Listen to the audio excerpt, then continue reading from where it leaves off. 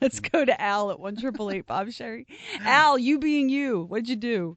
Good morning, Bob and Sherry. I being a show-off, and this has been probably 30 years ago, I talked myself into jumping a car for a radio audience for a radio remote, but it didn't turn out too well. Jumping the car on, like, your motorcycle? Yeah. I happened to have my dirt bike with me at work on the trailer behind my truck. Worked at a clothing store, was in college, and my boss had spent what he felt like was a small fortune on a radio remote to promote the store, and nobody was coming to the store. He billed himself as Evel Kneiv-Al. After this, I got the nickname Evil Roof. Got a nice reputation around town. But Al, wait a minute, hang on. I want to get all the details. There's just so much here. So you're working at the clothing store, your boss has the radio remote, and no one's coming, so he asks you to get your dirt bike out and jump. Whose car? Was it his? Actually, it was his wife's. To tell you how long ago, it was a Datsun Station Wagon. Okay. What was the name of the clothing store? It was the Crossroads, which is no longer there. This was back in Lake City, Florida, where I grew up. Okay. And the radio station sold a remote, and nobody came out. You know, that is, to me, that is shocking that a radio remote could fall on its face at a clothing store. Oh, you don't say. How could that happen, Sherry? Over the years, Did they not have any magnets to give away? No. Not a single koozie, Al? Not a one? No tiny mirrors? No bumper stickers? No, just hot dogs and me. Okay, so was prior to this event, did your boss ask you to bring your dirt bike and jump it, or was it right in the middle of it where he was feeling kind of desperate that he asked you to do it? Actually, he didn't ask. I volunteered. The guys from the radio station, they decided to interview me for some reason, and I had this bad tendency of liking to show off, and I volunteered. I told them, well, if you'll build a ramp, I'll jump a car. So they started announcing at about 10 o'clock in the morning, Al Roof is going to jump a car at the Crossroads clothing store on US 90 West. I love it. How long did the remote last? How many hours? It lasted from 9 o'clock in the morning. I think it was going to run till 1 or 2 in the afternoon. Oh, God, Can you imagine doing that? Can you imagine doing a 5-hour remote at the Crossroads? Crossroads in Lake City. Oh, my God. I swear to God. I that would make me think about getting a real job. Yeah. All right, so now Al, you've gotten a little taste of stardom, haven't you? Because they're on the air promoting that Al Roof is going to jump a car. Yep. Go on. That's how it went. Of course, I had told them, you build the ramp, I'll jump the car. Well, this was all supposed to happen at noon. They had announced it all morning, and cars kept coming and coming and coming. Both sides of US 90 were basically a parking lot. I would have gone. Oh, I wouldn't have missed it. Yeah. This is great. So you attracted a crowd.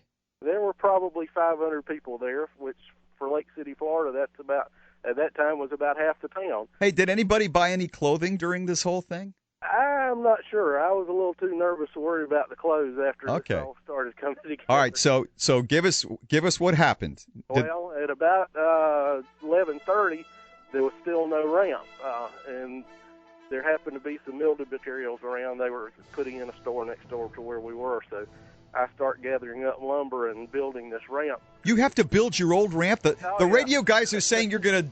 Can you imagine? This shocks me, too. Radio guys saying something, and it never really happened. I'm amazed.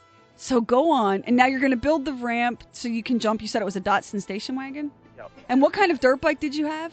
I had a 1974 Yamaha MX175A. Oh, baby. What kind of horsepower did that have? That bike probably had 25, 30 horsepower. Is that enough, really, to jump a car? That's plenty. That's plenty? Okay, go on. Actually, a car is not much bigger than at that time the jumps were on a motocross track. So okay, this is turning into more of a promo than Evel Knievel doing the Snake River. I want to hear what happened. What happened? Did you build your own ramp? I built my own ramp, but when I finished the ramp, this friend of mine, Norman Green, walked up to the car and opened the door. I said, well, why are you opening the door? He said, because if you use that ramp, you're going to go through this car, not over this car. And give you a little backstory, Norman was a daredevil in his own right. He tried to ride through a flaming wall of death at the local drive-in, but I am so moving to Lake City, Florida. It is action. Hey, Hey, it was Norman Green. boring around there. We had to entertain ourselves. Norman Green rode his bike through a wall of flames at the drive-in. We keep putting off Al's jump, but I got to do it again because I got to go to Norman Green's Flaming Wall of Death. Did he get through the Flaming Wall of Death? Well, actually, you light the wall of death, and you're actually supposed to let it burn long enough that basically you're riding through embers. And But Norman didn't, did he? No. As soon as they lit the wall of death, Norman gassed it, and he hit the wall at about 45 miles an hour and stopped. He totaled out a Harley Sportster and caught himself on fire and proceeded to entertain everyone at the drive-in. Was he okay, though? Yeah, he lived through it. He lived through it. So the wall I'm coming. of Lake City, I'm coming. the wall of that's honest to God, that is what it takes to get a good remote going. If you want to be, I have to be honest. You have to nearly kill a human being.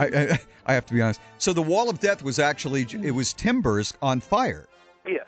And in order to actually get through it, they become very charred, and you could just blow right through it. But he went too early. Right.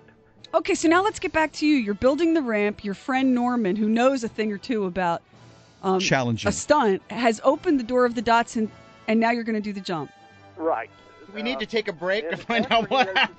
Tell you what, hang on. Can we do that? Because Max is getting very antsy because it's break time. Hang on, Al. We're going to come back with the exciting conclusion of Al Roof's Lake City Radio Remote Motorcycle Jump.